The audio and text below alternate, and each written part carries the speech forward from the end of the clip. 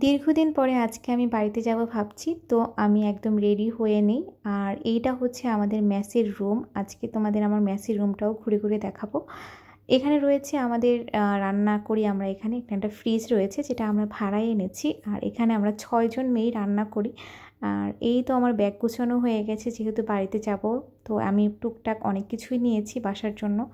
আর এই হচ্ছে আমাদের মেসের রুম। আর আজকে আবার একটা আন্দোলন চলতেছিল, তো সেজন্য সব গাড়ি, লোকাল বাস, কোনো ধরনের বাস চলতেছিল না। তো একটা মাহেন্দ্র পেয়েছি।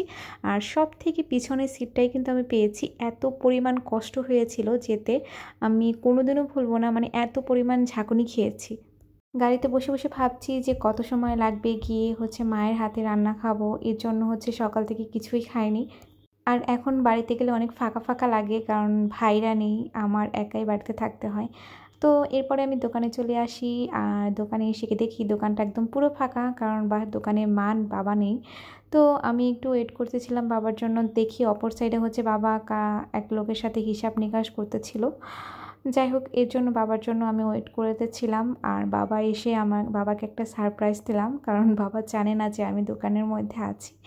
এরপরে আমাদের গোডাউনে চলে গেলাম। গোডাউনে গিয়ে দেখলাম কি কি প্রোডাক্ট এসেছে। তো সেগুলো দেখার পরে আমি ভাবলাম যে আমি বাড়িতে যাই। মা আমার জন্য রান্না করে ওয়েট করতেছিল। তারপরে হচ্ছে আমি একদম গোডাউন থেকে বের হয়ে বাড়িতে চলে গেলাম। এই হচ্ছে আমার ছোটোখাটো একটা ব্লগ। তোমাদের কেমন লাগলো অবশ্যই কমেন্ট বক্সে কমেন্ট করে জানাবেন। টাটা।